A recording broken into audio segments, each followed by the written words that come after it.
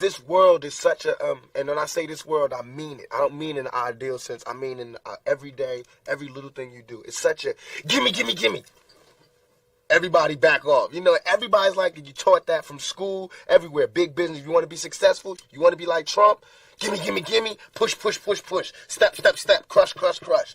That's how it all is. And it's like, nobody ever stopped. Just, you know, I feel like, instead of us just being like, slavery's bad, slavery's down, bad whitey, bad whitey.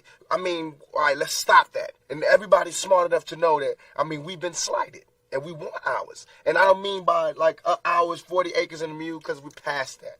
But we need help. I mean, for us to be on our own 2 feet, us meaning youth or us meaning black people, whatever you want to take it for us to be on our own 2 feet, we do need help. Because we have been here. We have been a good friend. If you want to make it a relationship type thing, we have been there, and now we deserve our payback. It's like you got a friend that you don't never look out for. You know, you dressed up in jewels. Now America's got jewels, and they paid and everything, and they lending money to everybody except us.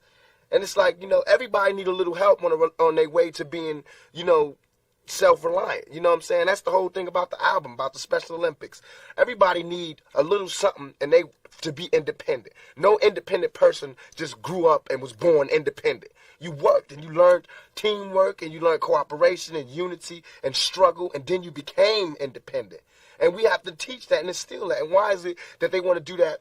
I mean, if this is truly a melting pot in the country where we care about it, and Lady Liberty got a hand like this, she really loves us, then we really need to be like that. And it needs to be the black kids. If there's a white person who got money, then he need to help them. He need to help black kids, Mexican kids, Korean kids, whatever. But it need to be real. And it need to be before we all die, and then you say, oh, I made a mistake. We should have gave them some money. We really should have helped these folks. It's going to be too late. You know what I'm saying? And then that's when you got to pay your own karma. And that's when God make you punish. When God punishes you. Because I feel like, you know, it's too much money here. I mean, nobody should be hitting lotto for $36 million and we got people starving in the streets. That is not idealistic. That's just real. That is just stupid. There's no way Michael Jackson should have, or whoever Jackson, should have $1,000,000 billion and then there's people starving. There's no way. There's no way that these people should own planes and their people don't have houses, apartments, shacks, drawers, pants. We say to people that say, well, they earned it.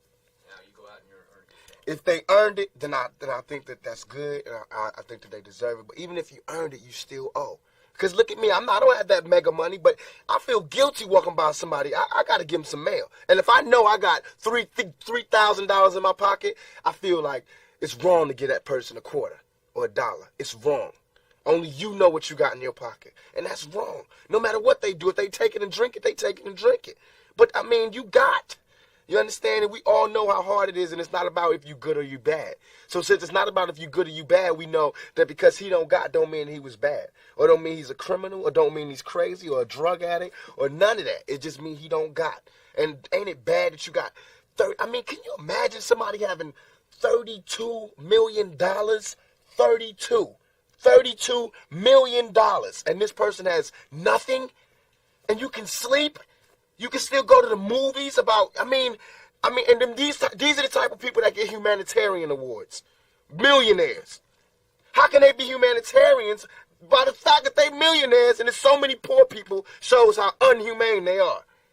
You know what I'm saying? And that bugs me. Not saying that when I'm never going to be rich, and you know what I'm saying? But I'm saying it's a struggle, and I think everybody deserves. And I think there's a way to pay these people. I think there is a way. It just takes to be revolutionary. And it takes to do something out of the ordinary. You know what I'm saying? Like, I think that if we just said, okay, I got an idea.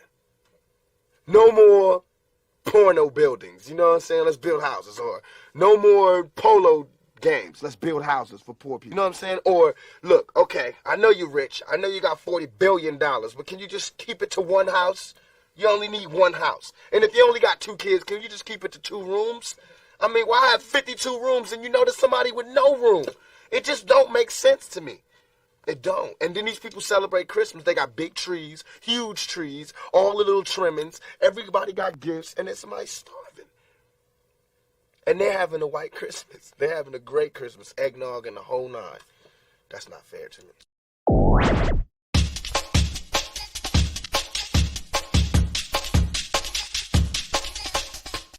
Were you under the influence of drugs or alcohol that impaired your ability to understand what you were doing? It could have been medication, yes. Okay. What medications were you taking in about January of 2003?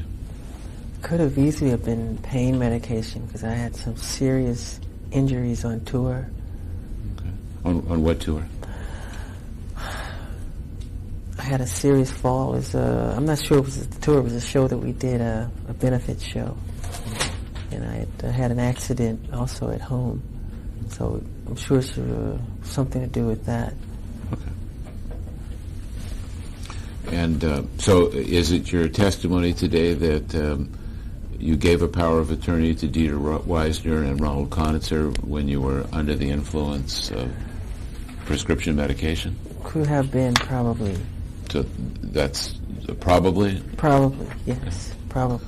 Were you impaired by the taking of prescription medications or something else at the time you signed these two documents? Could have been.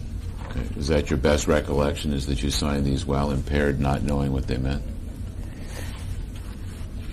Could maybe say so, but I don't remember them. You weren't impaired by the taking of prescription medication at the time you signed this? Could have been. I don't know. How long during 2003 were you impaired because of the taking of prescription medication? I don't know. Was it most of 2003? I'm not sure. Okay. Did Dr. Forsheim prescribe that medication for you? No, it wasn't Fortune.